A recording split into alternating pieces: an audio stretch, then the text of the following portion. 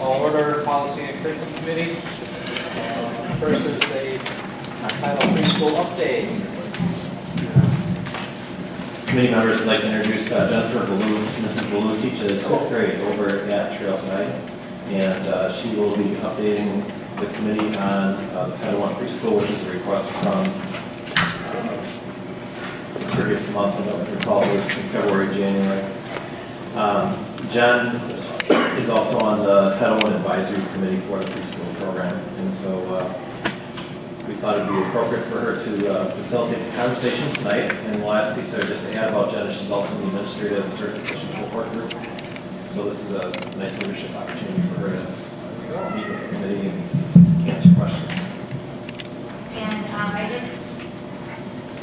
I did talk with Kathy, and we talked about the fact that I might not be able to answer all of your questions, but I can certainly take them back to the preschool teacher if you have specific questions about what they do in the classroom. So, but what we did prepare today was a presentation on the growth of the students in the program. And so the data that I'm showing you is actually from 2 different testing periods, from November when the program started, and then also an updated set of information from January. You may have received this too. Kathy said she was going to send it out, so I wasn't sure. So. Okay. For math, that was an area that the preschool teacher said they showed a lot of growth in. As you see, they use a test called the Early Diagnostic Mathematics Assessment, so it's EDMA is what it's called. And if you look at, obviously, the blue up here, you can see the colors up here, so it's easier to read on your sheet probably. But you can see the growth in all the different areas. The reason why some of the students don't have the blue is because the program started with 15 students, and 6 were actually added throughout the duration of this program so far. So now she's up to 21 students in the program. The first 2, the last 2, and number 15 were all new as of the winter information. And as a matter of fact, the 1 and the 2, they scored 0 on the mathematics, so they had no baseline at all. But we put a 1 there just so we can show that we tested them. The math test tested a lot of math, like readiness skills. And this test actually does it's actually created for pre-K through grades 3. So what she found was that, let's see, there were questions dealing with geometric shapes, number sense, one-to-one correspondence, graphs, patterns, problems related to time, money, measurement, and probability. So they've done a lot already in just a few short months. And you can see all the growth that they've made through that. Along the side, the percentages, by the end of the year, they should be within the 71 to the 100% because that would be proficient. 31 to 70 would be basic, and then 0 to 30 would be below basic. Okay. So she was really impressed with that. The teacher said that she does a lot of things, even with counting in line, calendar time, and things like that. So that showed a lot of growth there. As far as literacy goes, they use it's called the PALS testing. The Phonological Awareness Literacy Screening is what they use. And I have a bunch of different sets of data to show you. This one shows the growth in the beginning sounds. And as you can see, a lot of them came in with nothing. They had no awareness of beginning sounds of words at all. The test required students to repeat words, and it was based on pictures. They had to repeat, like, this picture shows a man, say the word man. The next picture, this shows the word sock, repeat the word sock. And then they had to line up whenever they found other cards that would match up. For example, if the word said milk, they would align it with a man. So they're always looking for the beginning sounds to match up with other beginning sounds. And you'll see that there were some students that started with nothing, and then there was some growth there as well. The next area that they tested was the alphabet recognition. For this test, they were supposed to point at letters and say the letters out loud. It starts out with the uppercase letters first, and then once they can reach 16 uppercase letters, they actually move on to the lowercase. The range for this one, they're supposed to be within the 12 to 21 range for the spring. And once again, a lot of them started out with very little or nothing, and there was growth shown there as well.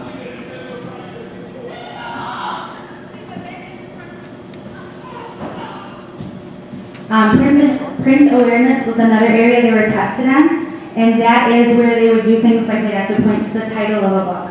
They'd have to point to each word on the title. The title of the book was given and they had to find the word. They had to show that they understood that you read from left to right on the page. They had to identify letters within the text. They had to match the print with the word spoken, so that's where you would put your finger on each word as it was spoken. And then they also had to identify things like the white space in between the words. And in this, they're supposed to, by the end of the year, be within the 7 to the 9 range if you look along the side. And so there was a lot of improvement there as well, because you'll see that in some spots there was no blue as well.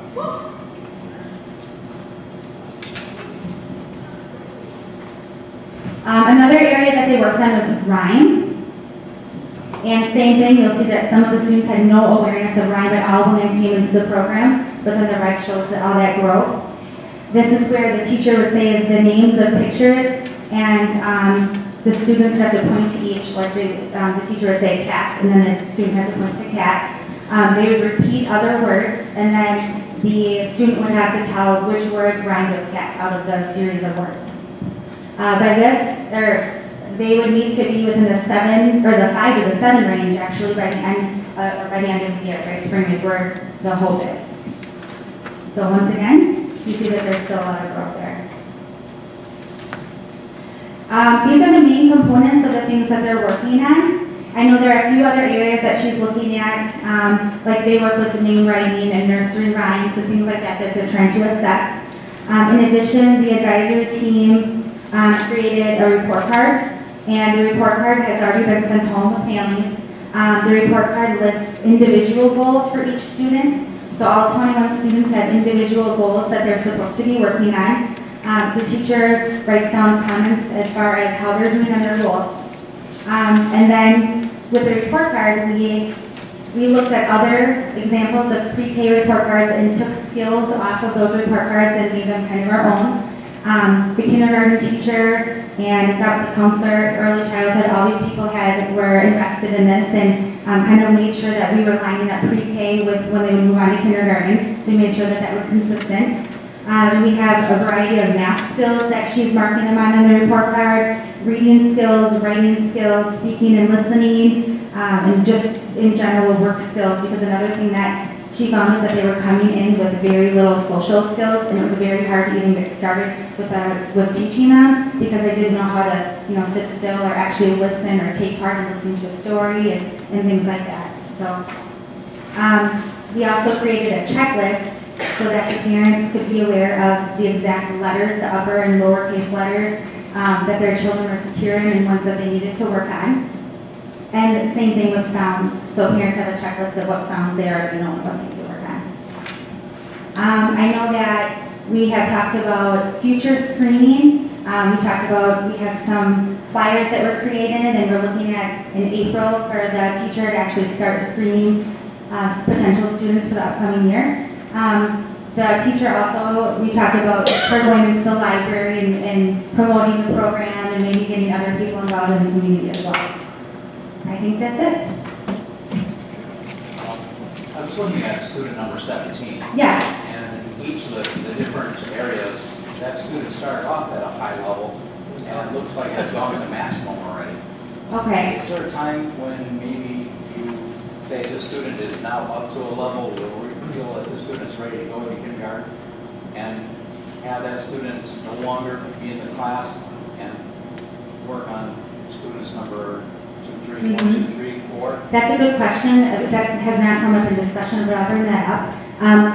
On the opposite end of the spectrum, there have been actually parents who have asked, can my child repeat the program? So and it's weird because the parents that asked that, they're not, it's not that they're doing poorly, but I think they just are interested in the program. But we have not discussed that at all, so I'll bring that back. I'll bring that back to them. Thank you. Yeah. The only thing that I had in looking at the report card was I was looking for a little bit more of the social skills at that Okay. age, like taking turns and those things, but it sounds like you've looked at others. But just looking at those areas of, following routines, the use of imaginary play, those kinds of things. Did you, is this a report, did you get the report? Yeah. Okay, Yeah. okay. That was the only thing, but it sounds like you've looked at others too, but just as, Mhm. you reassess it or things, just maybe something to keep in mind. Okay, sounds good, sounds good. And I know the kindergarten teacher that is on the committee, she had a big say in that because there were skills that she saw that she said it would be really nice if they could come in a certain, certain skills because she had a hard time getting them up to par for learning. And hopefully this will really help some of the students that would struggle with that normally, so. But yeah, I'll bring that up too. Thank you. That's all I I forget about you way down there. Sorry about that. have. I'll speak up. I got this wall behind me. Thank you for presenting. Thank you very much. Thank you, John. Yeah, thank you. Policy revisions. 342-4, children at risk. This policy is being updated, the statute's been updated. In addition to the statute updates, a lot of the verbiage that we use here in the district, since this policy was written 14 years ago, has changed. So what I'm saying is there were programs that were specifically identified in this policy that either have had a name change or been discontinued or so on. So the point is just updating the policy so that it's current. I didn't see anything that was revolutionary about this. No, and it pretty much follows state statute. With just the Waterford spin as far as some specific pieces that we have in place here. Any questions? Just on the back where we say EEN referral and EEN teacher, have we changed that under number 1A, to special education, and under 6. That's where the EEN teacher is. Thank you. Good catch. So just to change those. Yeah, thank you.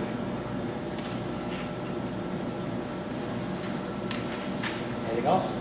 And then I just wondered under number 3, parents will be informed of pupil services staff or programming available in the district. Just sounds like parents will be informed of pupil services available in the district. I didn't know. We were trying to get at staff or the programming listed below. Okay. Just something to clarify that.